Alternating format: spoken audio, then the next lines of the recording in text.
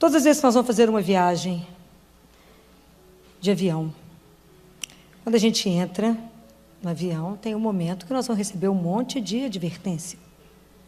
Tem um monte de orientação, um monte de cuidado. Vão falar que podemos passar por alguma turbulência. Cuidado, tem turbulência.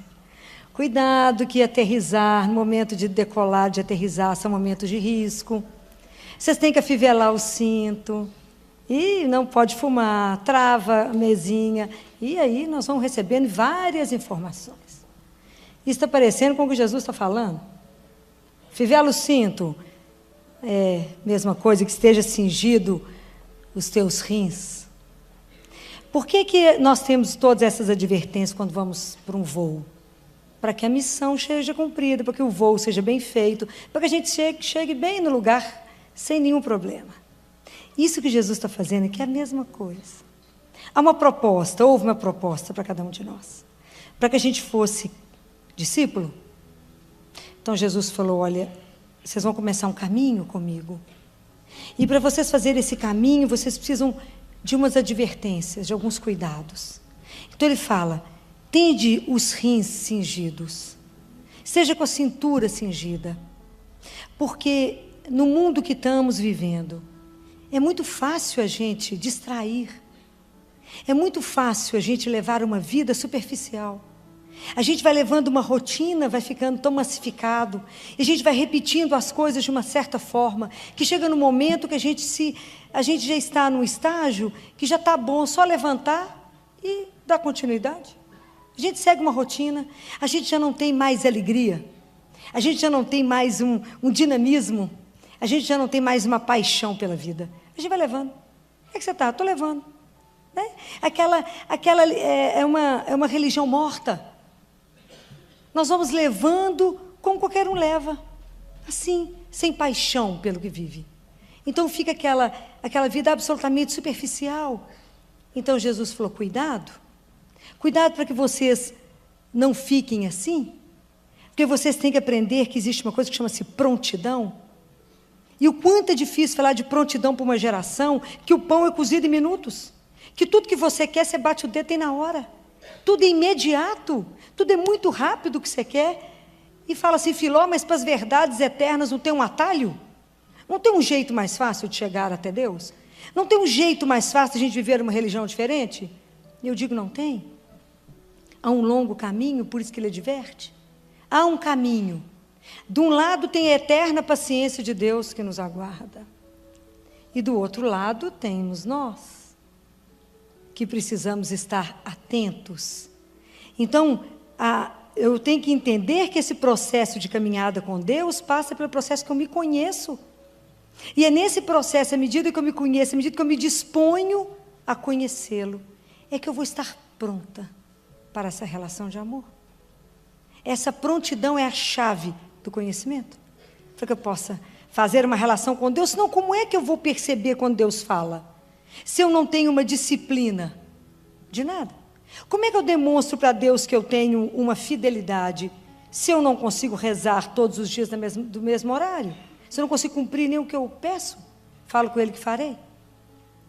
Então, como é que nós vamos descobrir que a palavra de Deus é para mim, se eu não estou mergulhado antes na palavra? Então ele fala, cuidado, porque vocês vão ter momentos difíceis. Cuidado, porque é fácil demais a gente entrar na massa e seguir a massa. É só seguir o que está na moda. Todo mundo se molda, segue o que está na moda e vai todo mundo igual. E a gente já não percebe a superficialidade que está na nossa vida. Não podemos viver a nossa religião porque ela foi uma herança dos antepassados? Não posso. Não posso viver porque isso foi a religião do meu avô, da minha avó? Não posso. É diferente. Nós temos que viver a religião, a fé em Jesus, a presença de Jesus como uma paixão. Senão, não gera nenhuma mudança em mim, na minha vida, aquela coisa morta. Quantas pessoas vocês conheceram que tinham grandes ideais, grandes desejos, grandes objetivos, já está morto, não fala nem no assunto. Porque a vida vai deixando isso apagado se eu não estou atenta, que eu tenho que estar sempre de prontidão para receber o meu Senhor. Não sei que hora Ele virá, ou não sei que hora Ele me chamará. Então eu tenho que viver uma relação com Deus vivo, É isso que nós temos que acordar. Esteja esperto, esteja com tudo amarrado na cintura, porque isso te dá mais agilidade para trabalhar. Esteja ligada no Deus, com aquele, tenha consciência de que aquele que você crê, você não crê em coisas? Você crê no Filho de Deus que se encarnou, que veio por amor, que veio nos trazer a brilhante notícia que somos filhos do Altíssimo. Então ele fala, cuidado, para que senão vocês vão dormir. Desperta, é tão fácil dormir, é só querer ficar no seu cantinho, não ser incomodado, nada mudar. Então, mas é tão bom dormir. Por que eu vou me incomodar com essa bobagem? Vamos dormir. É mais fácil. Então desperta, mas quem desperta? Só quem está dormindo. Então eu preciso manter a minha lâmpada acesa. Manter a lâmpada acesa é manter a nossa fé viva. Não é aquela fé mais ou menos, gente. É fé. É fé que faz alguma mudança na sua vida. É fé que que contagia alguém. É fé que te transforma. É fé numa certeza de uma presença viva, que você anda numa companhia. É fé. É de verdade, é saber que a sua vida, que essa vida que Ele nos propôs aqui, é só o primeiro estágio de uma vida que é eterna. E se eu não vou conseguir caminhar numa fé, se eu não tenho a dimensão de uma eternidade? Então eu vou viver mais ou menos, tudo mais ou menos, mas não é aquela fé de uma alegria, de uma certeza, de viver cada dia com o Senhor, na aventura de estar na presença do Senhor. Uma vez um discípulo perguntou para um sábio, o que eu posso fazer para ser uma pessoa iluminada? Ele falou, o mesmo que você pode fazer para o sol levantar. Quer dizer, nada. Então ele falou, então para que serve eu ficar fazendo exercício espiritual e rezando? Ele falou, para que você esteja acordado quando o sol nascer. Então a gente tem que ter... Por que eu tenho que rezar, Filó? Porque eu preciso viver. Eu preciso me alimentar. Eu preciso conversar com aquele que é eterno. Com aquele que é a minha fonte. Com aquele que é o Senhor. É a minha forma de estar ali alimentado. Então como é que eu vou manter a chama acesa? Como é que eu não vou perder a esperança, não vou me desanimar? Porque tem situações difíceis. Tem problemas difíceis. Tem situações que não são brincadeira de viver. Como é que nós vamos manter a esperança? Eu estou chegando agora do fórum, eu estava no fórum desde 1h da tarde, como testemunho de um processo contra um pai que abusou sexualmente de um menino. Fácil demais. Falei, Jesus, só pelo seu poder eu chego, né? Porque 7h10 eu estava diante do juiz falando. Então, não é uma brincadeira. Viver esses momentos com a família e falar, mas Deus é fiel. Deus é fiel. E vamos conseguir, se Deus quiser, que isso se resolva. Eu vi o sofrimento, vimos o sofrimento, estamos vendo. E como diz a psicanalista que estava aí do Rio, especialista em abuso, que acudiu esse menino, disse, o abuso sexual, ele é uma tatuagem marcado no coração desses meninos, dessas meninas. Isso não é uma brincadeira, isso é uma realidade que nós temos que estar acordados. E como é que no meio disso tudo a gente não desanima, Senhor? Como é que nisso tudo, no meio desse sofrimento todo, a gente mantém a esperança? Porque a nossa esperança tem um nome. Nossa esperança se chama Jesus Cristo. Ele é a nossa esperança. Ele é a certeza que a gente pode passar por tudo. Quando eu falo com vocês em fé, é a certeza de que a hora que eu estou falando com uma pessoa, de um Deus que me criou e que me alimenta. Então, como que eu mantenho isso, a lâmpada sempre acesa? Pela palavra de Deus. Eu tenho que escutar a palavra. Essa palavra tem que arder o meu coração. E quando a palavra arde seu coração, você sabe que a sua fé está sendo de novo alimentada. O nosso propósito não é acreditar em Deus, não é isso. Mas é reacender a fé. Pedir a Jesus que dê para nós o mesmo fogo que Ele deu para aqueles discípulos. Aqueles homens que não tiveram medo de nada. Nós precisamos disso de novo. Sabe aqueles discípulos de Emaús, quando decidiram ir embora? Eu falei, melhor ir embora, porque Jesus sumiu, vamos embora. E aí no meio do caminho, eles encontram Jesus, e à medida que Jesus falava, o coração deles ardia. Pois é, às vezes, quando você escutar a palavra, de novo, às vezes é uma frase, seu coração arde, você sabe que a sua fé está sendo renovada. E precisamos renovar a nossa fé onde? Na Eucaristia. Vou morrer falando isso, né? É a Eucaristia diária. É aquele Deus que nos alimenta, nós recebemos Ele vivo. É Ele que nos dá sustentação, é Ele que sustenta a nossa caminhada. E como é que vamos caminhar sem Ele? Como é que vamos manter a lâmpada acesa para servir de sinal para o meu irmão, se nem eu creio, não estou alimentado? Então eu caio na primeira coisa, eu caio. Se Ele não for o meu sustento, a minha alegria, a minha fortaleza, a certeza que a gente não está só. Eu digo isso, gente, situações reais. Porque são em momentos difíceis que você vai ver aonde está a sua fé. E as pessoas falam comigo, Filó, Jesus fez isso para poder me provar. Eu falo, não, querida. Deus não tem nada para nos provar, porque Ele nos conhece. O que em nós é desconhecido para Deus? Nada. Ele nos dá essas oportunidades para revelar para você quem você é. Você vai se descobrir, no momento de sofrimento, quem você é. Aonde está a sua fé? Você achou que já estava caminhando bacana? Ó, onde que você está? Deve ter, mais ou menos, acho que não tem um mês. Estivemos com uma criança no CTI, 9 anos de idade. Terceira cirurgia de coração. Essa criança chegou da cirurgia numa sexta-feira gravíssima, no quadro que a gente chama de choque. Insuficiência renal, evoluiu para insuficiência renal. E nós conseguimos reverter, fazer diálise, fazer hemodiálise. O rim abriu, o quadro hemodinâmico reverteu. Quando eu conversei com a família na segunda-feira da gravidade do quadro, um casal muito sereno, muito sereno. E conversamos muito na quarta-feira, falei com eles, olha, quase tudo está revertido, mas estamos começando a preocupar, porque ela não está acordando. Então, desligamos a sedação toda e ela tem que acordar. Ela precisa acordar. E ela não acordou. E aí falamos, vamos conversar, vamos fazer uma tomografia de urgência, porque temos suspeita de morte cerebral. E aí descemos com essa criança para a tomografia, pela tomografia era morte cerebral. Mas só com isso a gente não poderia afirmar, não é? Então, os residentes foram para aprender, os acadêmicos foram para aprender, foi todo mundo. E sentei com o casal, mais o neurologista, e conversamos com a família, que a possibilidade era realmente de morte encefálica. Eu nunca vi um casal tão sereno na minha vida, diante de uma notícia dessa. E aí eu falei com eles, vocês já pensaram na possibilidade de doação de órgãos? Pensem em tudo isso, que nós estamos conversando com vocês para pedir autorização para abrir o protocolo de morte encefálica. Vamos começar a fazer os testes, tem que ser feito com médicos diferentes, que não tem ligação com transplantes, tem toda uma sequência que é feita. E assim foi feito, e o casal acompanhou absolutamente todos os exames. Eles acompanharam tudo. Era um casal evangélico, um casal de extrema fé. E aí eles foram acompanhando, e antes do último exame, a gente fazia 2 de tudo. 2 testes que tinha que fazer, fizemos 2 vezes eletrocefalograma, fizemos 2 vezes com máquinas diferentes, com pessoas diferentes, o teste de fluxo cerebral, porque aí era fechar o diagnóstico, né? E aí, antes de fazer a última vez, conversei com eles, olha, realmente o teste não tem fluxos para o cérebro.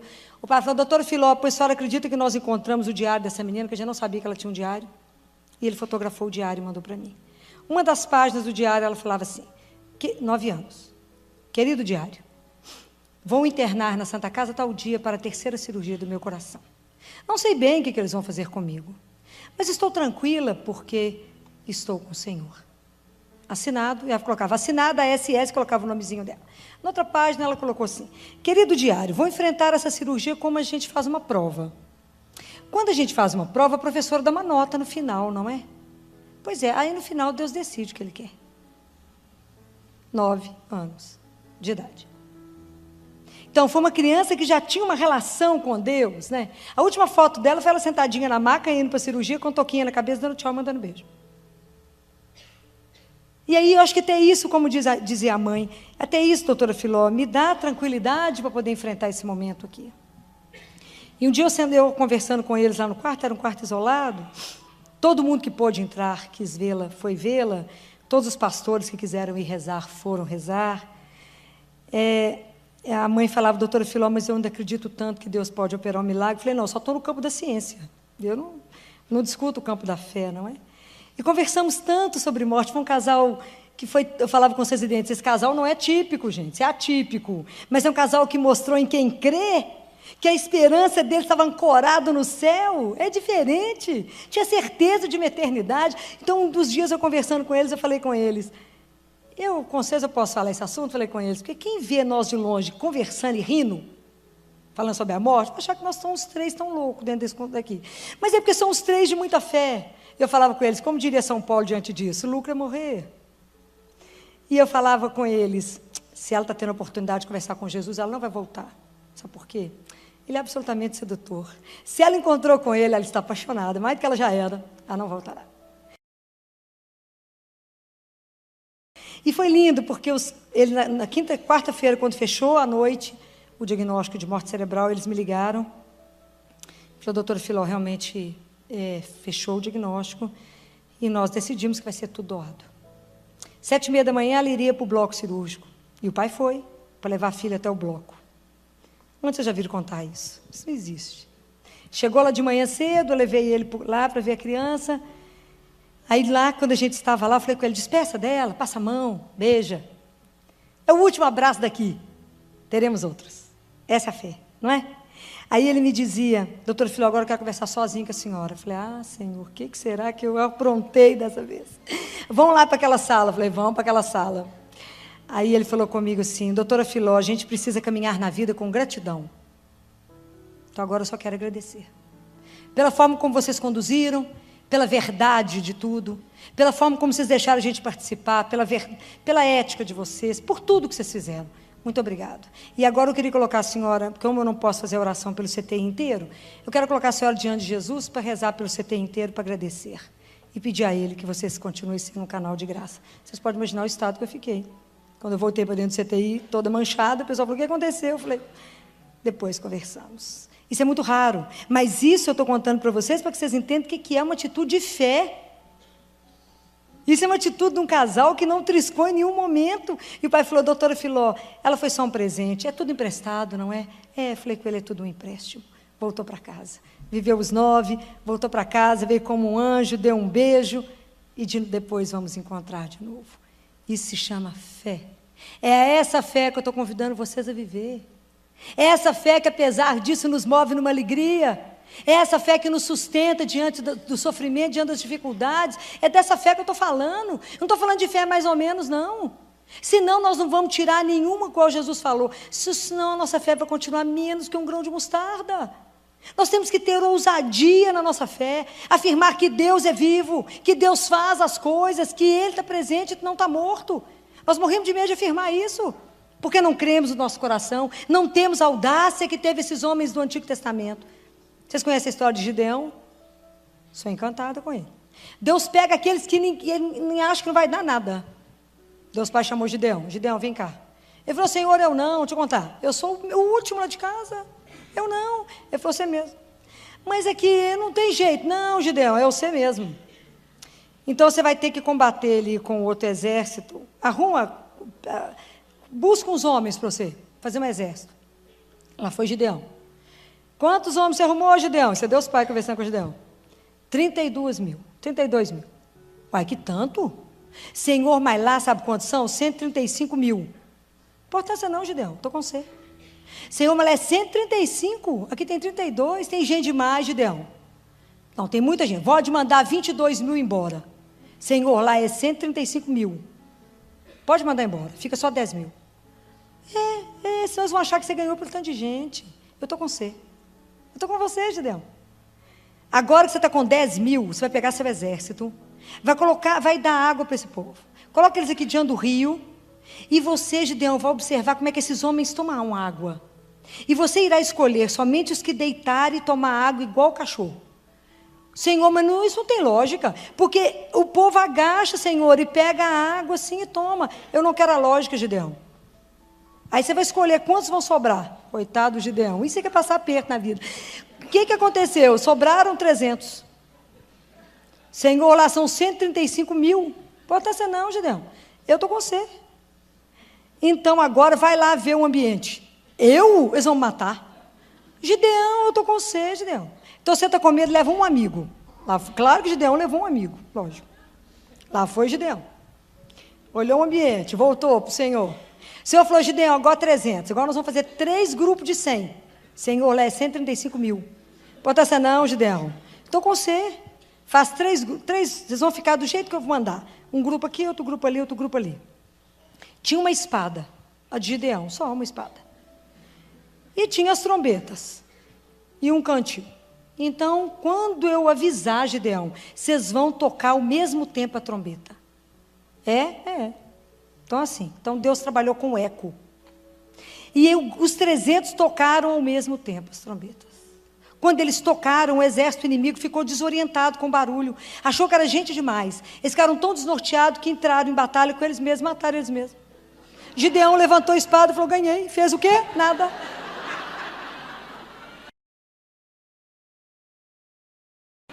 É essa fé que eu estou falando com vocês, gente. Preocupa não que eu estou com você. Preocupa não. Mas, Senhor, eu estou com você, qual é o problema? É essa fé. Morro de vergonha deles. Morro de vergonha. Tem muito assunto lá no céu. Imagina, encontrar com o Gideão, falar, me conta aquela história. De verdadeinha, assim, como é que foi aquilo? Como é que eu vou manter minha lâmpada acesa para falar com o outro? Coragem. Esse Deus é vivo. Esse Deus é real e Ele está conosco todos os dias. Ele não falou que tem dia santo, feriado. Ele não falou que vai porque é ano bissexto. Não. Ele falou isso 366 vezes. Não tenhais medo. Eu estou com você. E por que nós ficamos titubeando? Tem uma fé que dá um passo para frente, um para trás, um para frente. Não vamos, não caminhamos. Por causa de medo. Não alimentamos a nossa fé. Temos que nos alimentar. Temos que alimentar esse fogo em nós. Temos que ser igual aqueles primeiros cristãos. Temos sim que estar diante de Deus. Filó, mas eu rezo tanto que adiante Deus não me atende. Será que você tem noção? Porque você acha que alguma coisa passa despercebido?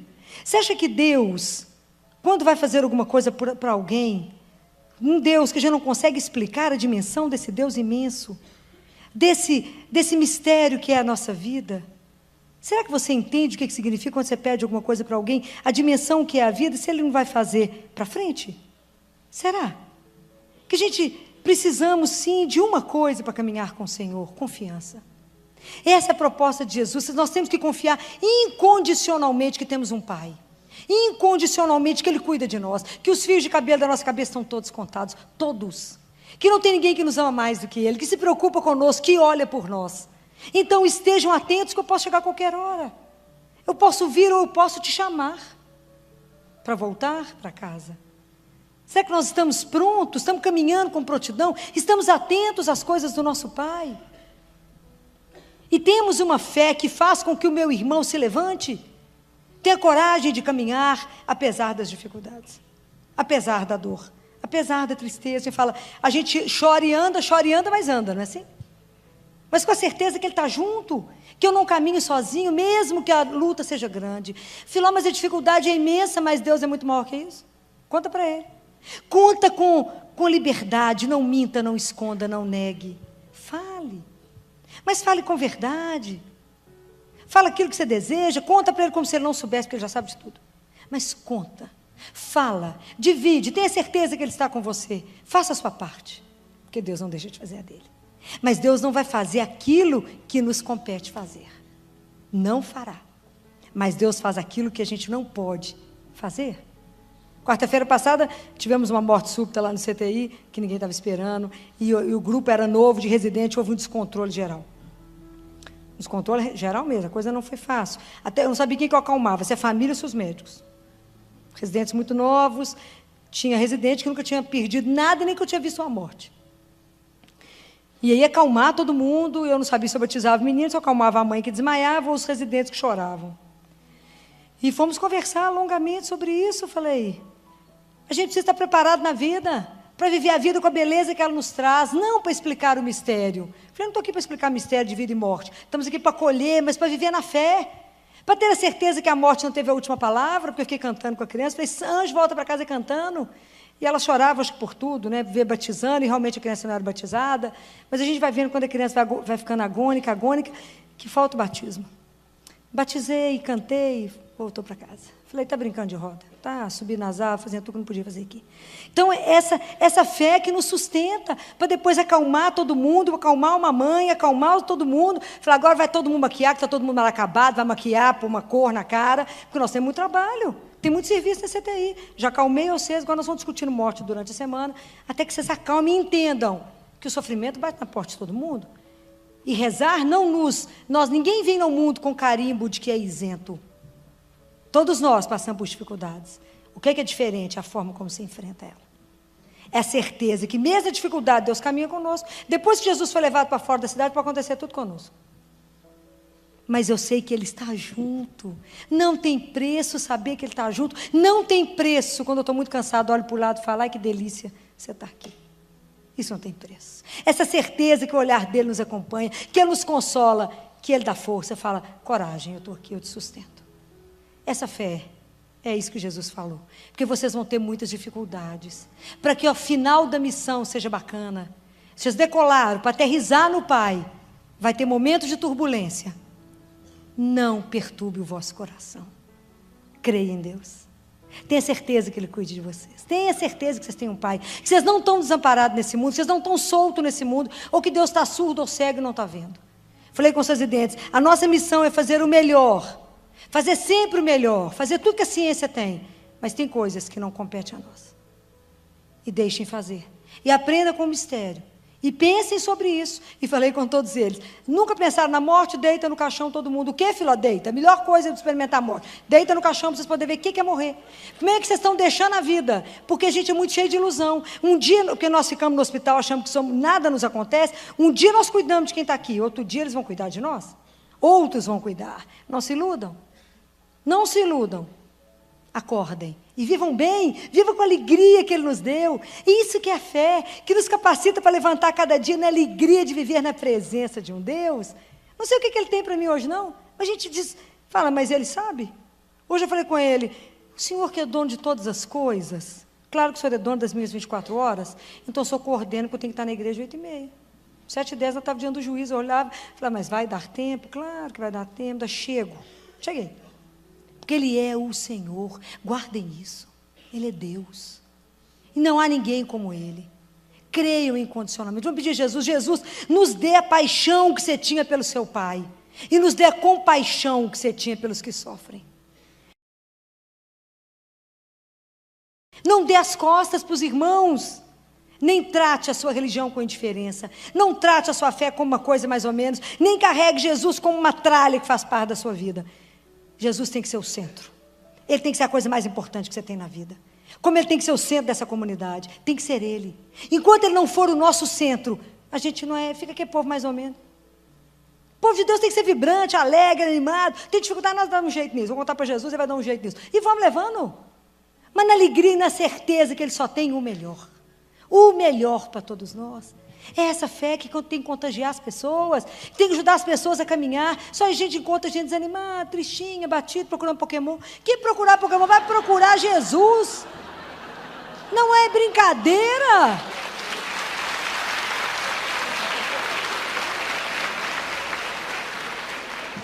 Quarta-feira passada eu voltava da comunidade de Betânia. Eu e meu marido, a gente voltava da comunidade de Betânia. Eu fui lá na comunidade Paróquia de São Sebastião, e fui lá para falar sobre não falar mal dos outros, né? Esse era o tema que o padre pediu, o padre Hermínio.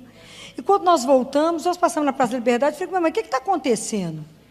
Pois é um tanto de zumbi, um tanto de homem andando, olhando para o celular, não sabia do tal do Pokémon.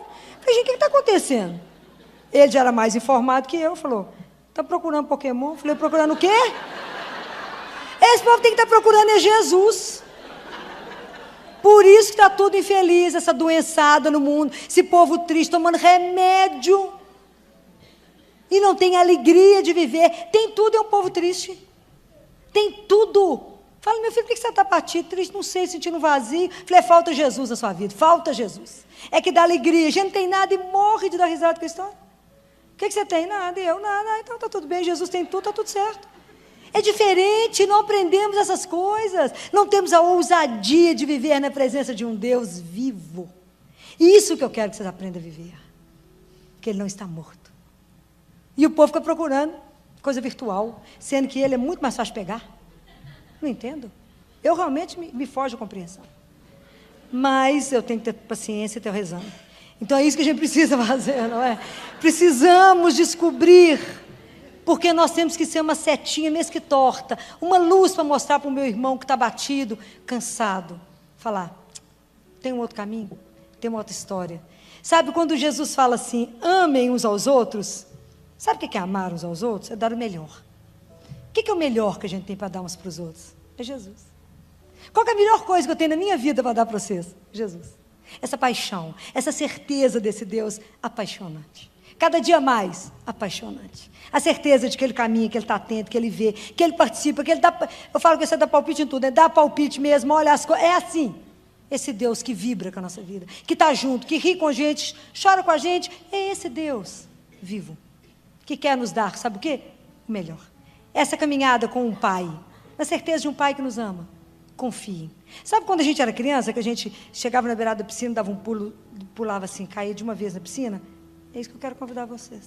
Pula nos braços do Pai. Caiam de costas no colo de alguém que te ama. Caia. Mas assim, incondicionalmente fala, eu sei que eu tenho amparo. Eu sei que o Senhor toma conta de mim. Eu sei que o Senhor me guarde. Ele guarda. Não tenham dúvida disso. É para isso que Ele falou. Tende os rins cingidos. Tende as lâmpadas acesas. E pensem, aonde que vocês estão colocando a esperança de vocês. Pare e pensa. Aonde que vocês estão depositando a confiança de vocês? O nome de onde a gente deposita tudo isso tem que ser Jesus. E uma última coisa para falar para vocês. Tem muito tempo que a gente precisa lembrar que cada um de nós, quando foi feito por Deus Pai, Ele nos deu de presente um anjo da guarda. Eu brinquei outro dia com os anjos que estão todos desempregados nessa crise atual, que não tem ninguém chamando por eles. Eu falei, eu vou empregar vocês todos outra vez. É preciso que a gente lembre de rezar pelos nossos anjos. É preciso de lembrar que quando um filho sai, reze pelo anjo dele. Quando seu filho vai viajar, peça a companhia dele. Lembra da história de Tobias? Quando o pai, que era Tobit, foi pedir, o filho foi para fazer uma viagem, ele fez uma oração e pediu a Deus que mandasse um amigo para conduzir o filho dele, para fazer companhia. E foi encaminhado para esse menino, que depois foi revelado no final, que era o anjo Rafael. Ele acompanhou Tobias e trouxe a cura para Tobit.